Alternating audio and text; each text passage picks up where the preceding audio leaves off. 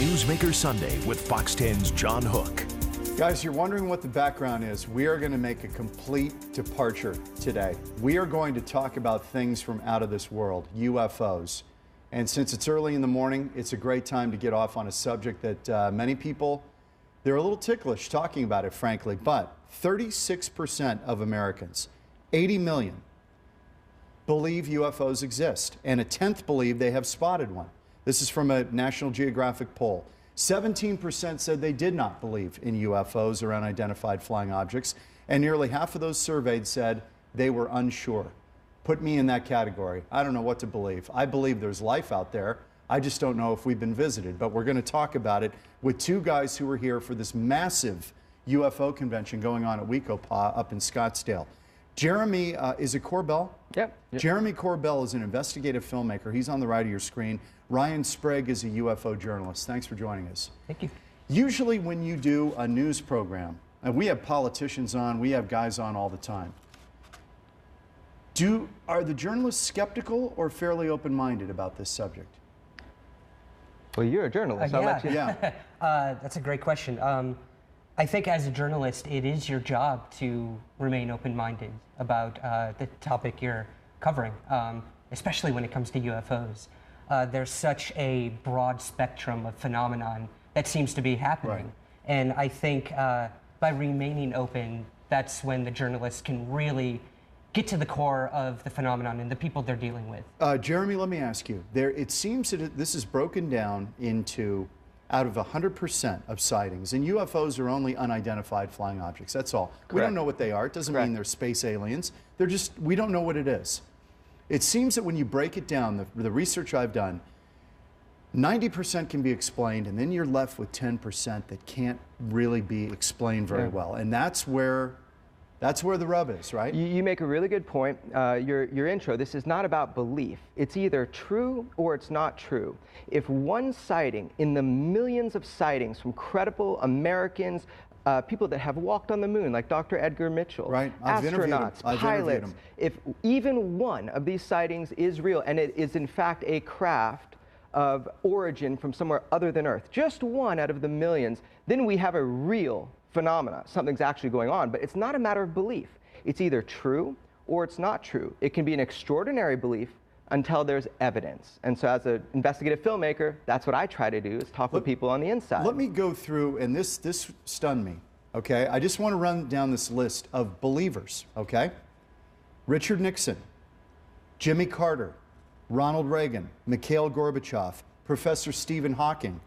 Hawking, now, one of the theoretical physicists, one of the brightest guys in the known world, believes in UFOs and extraterrestrials, and in an interview said, of course it's possible that UFOs really do contain aliens and are part of interplanetary craft of some sort. And my colleagues are confident that they do not originate in our solar system. So you've got a lot of guys out there, credible people, who are believers. Yeah, we had a huge panel. It was called the Citizen Hearing, and one of my business partners, Ruben Langdon, we essentially documented the whole thing, and it was 40 different witnesses, from everywhere from astronauts to pilots. So people are coming forward, and people are saying, and finally, without ridicule, saying, I believe. But again, I stand to the point, it's not a matter of belief. It's an extraordinary... This isn't religion. Correct. It's true or it's not true. And so the idea is, if it is true, what does that mean, and to what degree is it true? Okay, let me go through the list here. Ryan, let's start with you. What is the best proof that we have to date that we've been visited? That we've been visited? Yes. That is a great question. You can look at experiencers such as Travis Walton. Right here in Arizona. Right here in Arizona. One of the best documented cases of all time.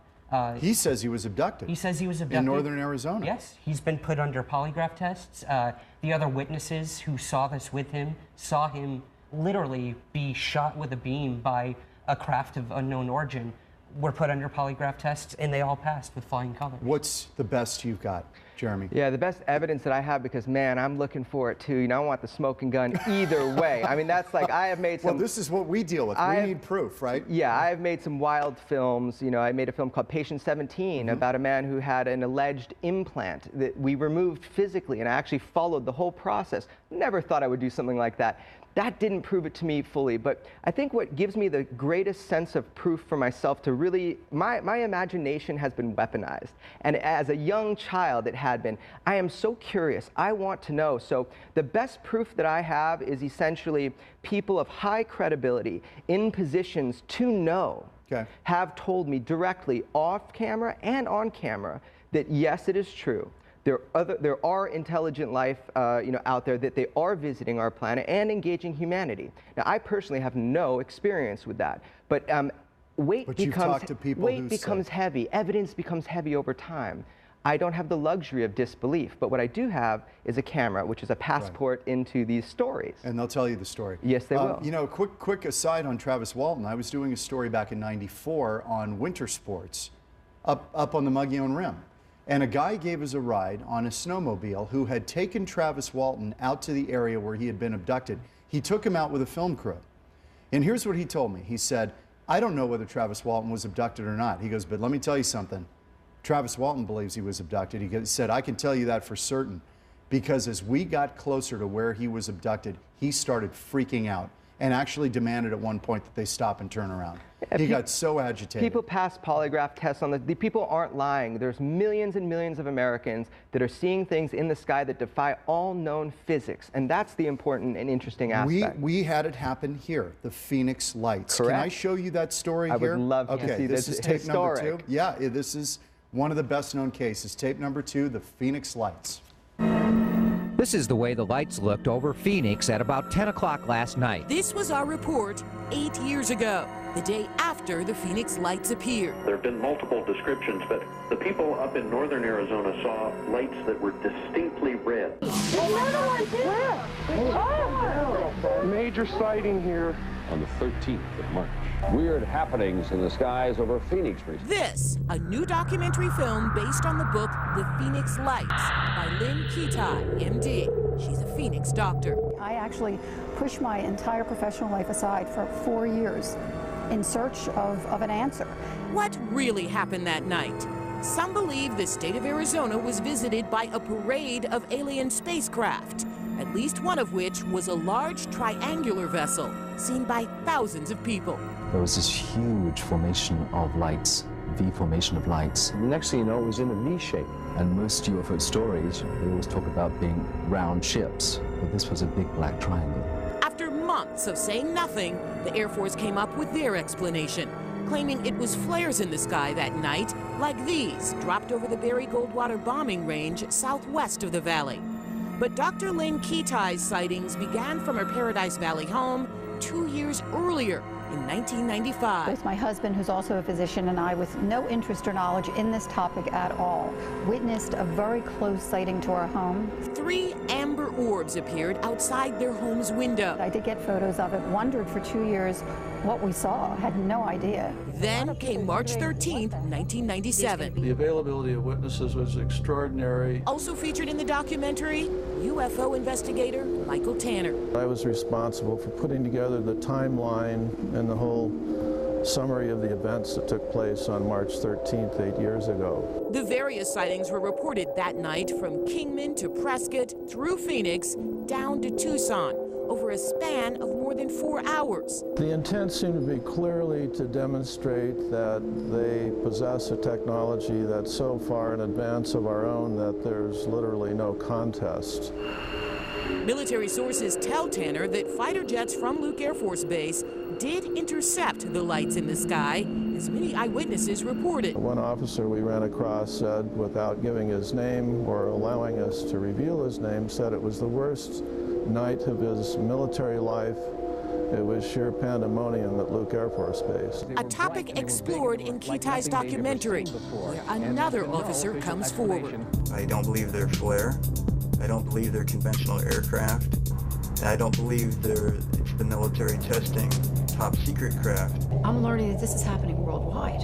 What's going on here? What is this? The mass sighting that night prompted Kitai to begin an investigation, knowing full well that publishing a book and now producing a film puts her professional reputation at risk. There's been ridicule and snickering, and the witness accounts have not been taken as seriously as maybe they should. This story comes from someone who was honestly seeking to know and understand the truth for herself, and at great risk to her professional standing, stature, and reputation. But through her book and documentary film, Kitai hopes to help change all that, to convince others that it's okay to report sightings, that even without all the answers, the questions are still worth asking. Just because we may not have the technology yet to definitively define what these things are, it doesn't mean they're not real. There are people that can't deal with this reality. It's time we get it out in the open, and that's why I'm doing this. And we address it, we accept it, and we study it. By the way, in a recent interview with Governor Fife-Symington, of course, he was one of the people who saw this, and he told me, I pressed him on it. He said, look, and he, you know, he's a Navy aviator, right? He flew planes for the Navy. He said, all I know is what I saw, and it was not of this world. He saw it up by Squaw Peak. Yeah. Do you guys have a theory as to what was going on, and has the government explained this? I honestly don't think the government knows what they're dealing with. We hear all the time about government cover-ups and black ops projects, but the simplest way to deny that it happened is to deny that it ever happened. But thousands of people saw the Phoenix Lights. There's no doubt. I still get emails from them. Okay, let me play devil's advocate for a minute. If we were in the development of the B-1 bomber, okay, the diamond-shaped craft, right? When that was developed, if that was being flown over a metro area, people would have said, oh my God, what is that thing? It's not like an airplane, right? Yeah. Is it possible what we're seeing are craft that we're building? Some of what we're seeing are craft that we're building, but the problem you have with that argument is that these sightings go back throughout history. You know, oh, I've heard some from the 1600s. Oh, absolutely. Before anything was flying. Discs, cylindrical-shaped craft. I mean, the entire experience that people are having where they're seeing these things, it's been going on since the beginning of recorded human history. So that theory just doesn't hold water, because eventually, and by the way, I mean, part of what I do is I interview, you know, government witnesses. So I can tell you, matter of fact, that some parts of the government are just as confused as we are about the whole Are they experience. scared? Is the government frightened of this? That's a personal question. I mean, fear is a personal human thing. It just is one person scared because they are, you know, extremely religious compared to another person that is just purely scientific. But I do believe the doubt, if there is another intelligent civilization contacting us that's more highly advanced, I mean, that's a problem. That's a problem for anybody, right? Because if they're not telling us the truth. Because they're able to travel from insane distances. With impunity throughout our skies. That is a problem for any nation. So it's a serious issue. Does anybody talk about whether this, and this is really getting out there, that something from outside, I mean way outside, would be the catalyst that could bring the nations on Earth that are always in conflict together? Ronald Reagan said that like 7 times in a bunch of his speeches at the UN, that a threat from an extraterrestrial presence would instantaneously unite humanity. So presidents have been talking about this. I mean, look it up. Ronald Reagan at the UN said those exact words. So that's something that people think about quite a bit when we're in conflict around the globe. If we were to have this disclosure of an ET presence, the implications are just astounding. Okay. Everything, religion, socially, everything. If we've been visited, because we know kind of the makeup of at least within our, boy, what will we say, our universe, our, we know that this has to be something coming from way, way beyond any kind of propulsion that we know of that could get you there and keep people alive or creatures alive long enough to get you there. It's really interesting that you bring that up, because at this UFO Congress, one of the big highlights of the Congress is an individual named Bob Lazar. I have followed the case for many years because my mentor is George Knapp, who is... I grew up watching him. He's a television news reporter. Peabody Award-winning journalist. Right. He's amazing. So basically, I've been able to see it from a very unique perspective. Bob is coming in to talk at this conference. He claims that he back-engineered extraterrestrial technologies, propulsion systems, advanced propulsion systems that essentially warp space-time. They essentially amplify gravity waves in order to travel. The most incredible idea. And you know what? I just got to say on the record, after looking at this as an investigative journalist, I believe Bob. And he's going to be there to talk with everybody after 25 years of radio silence. Okay, yeah, he's been silent on the issue because he didn't want to be hassled by people. Correct. He's a private guy. Okay, let me ask you this. When you say reverse engineer, did they have a piece of a craft that they were trying to figure out? That is exactly as Bob tells the story. Yeah, and a number of people I've talked with who have been on the inside have also explained that to the T. So there have been recoveries of craft. We not only allegedly have recoveries, but we also have craft that may not even be damaged. What about aliens? You know, a lot hear of people the story talk about Nixon taking Jackie Gleason to Homestead Air Force Base. That's a great and story. showing him aliens, but it may have been a hoax, but we don't know. Look, that he may have been pulling a prank on Gleason. Let's not jump ahead, cart before the horse. If there are intelligent beings that created, craft that are visiting Earth, because that's I think the big news, let's say, of the next 20 years, is that true? Are we being visited? Are they drones? Or do they have the intelligences that made them riding in them? And, I want to know, too, if this is true, are there extraterrestrials visiting? And that would be If you guys amazing. find out, will you let me know? I'll call you. I'll tweet it to the world. This would be the greatest story ever. Ever, of all time.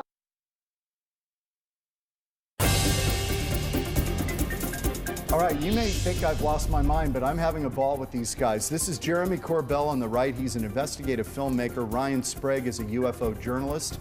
And as you can tell by the backdrop, we are just exploring what if here. I started the show by saying that 36% of Americans, 80 million people, believe that UFOs exist. A tenth believe they've spotted one. This is according to a National Geographic poll. Do you guys think that public sentiment is changing on this issue? That people have maybe gone from, oh, hogwash, nonsense, to, you know what, I don't know.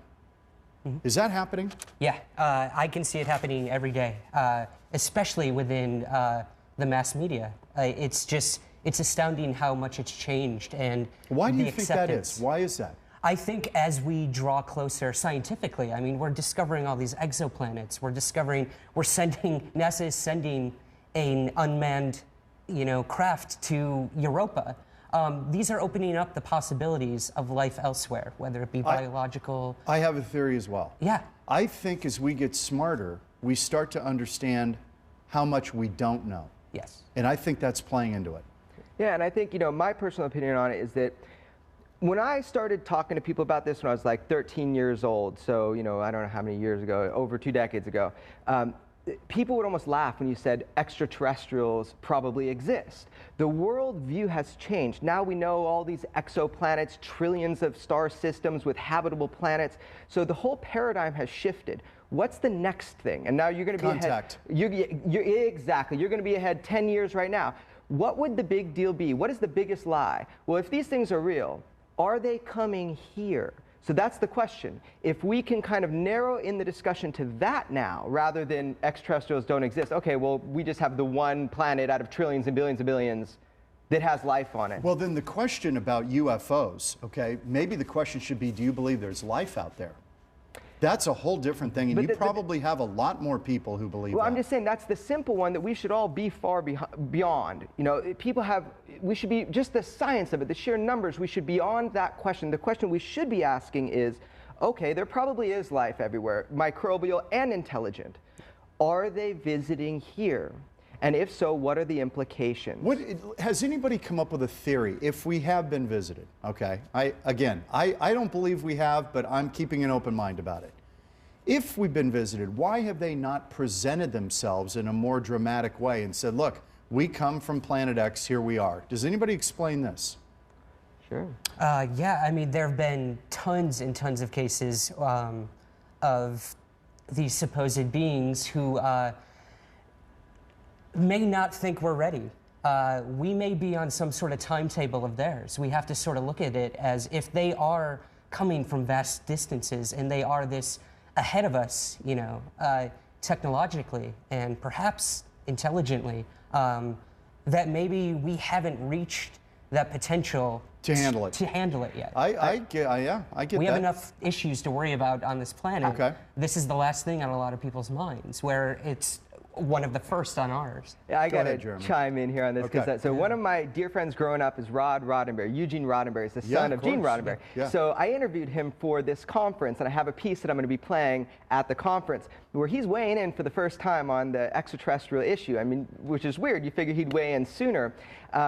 But essentially, they talk about things like the prime directive, the idea of non-interference. And this is, he kind of talked to me about this. He says, I don't know if it's just microbial life or intelligent life. He says, my preference is intelligent life. He says, but let's say they are here. Let's say they are visiting. Maybe there is a prime directive. Maybe there's a non-interference clause where they want us to evolve as human beings before, you know... Before real contact. Right, but there has been contact. That's the thing that you and I don't get because we haven't seen anything. But people, millions of people, have had what they call contact. What is interesting about that, I got to take a break, is how similar a lot of these accounts are. Oh my gosh. There's a similarity with all of these different people who say they've seen something. Yeah. What they've seen a lot of times lines up. It's not the multiple witnesses, multiple angles, air radar, ground radar, air visual, trained observers, pilots. I mean, come on. Back on Newsmaker Sunday, final moments with Jeremy Corbell, an investigative filmmaker on the right of your screen. He's on the right here, and Ryan Sprague, a UFO journalist. Final moments. What would you like people to take away? And I know we've got the conference going on, and people, you're saying if people want to just drop by, do it. I mean, what I personally want people to take away is, again, I want your imagination to be weaponized. This is not a marketing ploy. This is not, that's a lack of imagination. There is a true and real phenomena that is occurring. With a cursory glance, you will become interested, I guarantee. Just look into it. Personally, my films are seen at extraordinarybeliefs.com. You can see all this subject. Extraordinarybeliefs.com. Correct, and that's where you can see all my films on this subject matter that take a real hardcore documentary approach to figuring out if any of these stories are true. Okay. And that's what I have to say. So Ryan, go ahead. what do you got? Yeah, I mean, just to piggyback off that, we have over 3,000 people who have already attended. We're expecting another 2,000 or so over the weekend. And people come from all over the world to this conference. And it's because we have astrobiologists, nuclear physicists speaking at the event, telling us this is a real phenomenon. Next to questions about God and religion, this is probably right there, right? Yeah. This is the existential question of, are we alone? Yeah. And people out there, I'm sure, believe we are not alone. It's going to be easier to prove the existence of other intelligent life. It'll be easier to prove that than the existence of God to the mass public. I think that it's either true or it's not true. And hopefully one day soon we'll find out. How much is the government, our government, working on trying to make contact? It's a really We're complex always throwing out stuff out to the universe, right? We are from the very beginning. We shoot up messages all the time. I mean, it's like, yeah, but there's a much deeper story to that, and maybe we'll have to talk about that later. How worried is, we've got 30 seconds, how worried is, for instance, the United States about this issue, that this is a threat that we could not handle? I think that's a great question. We have people like John Podesta, who's currently come forward about regretting that he was not able to get the UFO information out to the public when he was working for Clinton and Obama. He tried? Did you see that tweet? Yeah, he just tweeted his biggest #1 regret. John Podesta. I did see that. Yeah, was that he didn't get disclosure. So the government is worried, of course, but the main thing is we need to know the truth. Guys, thank you very much.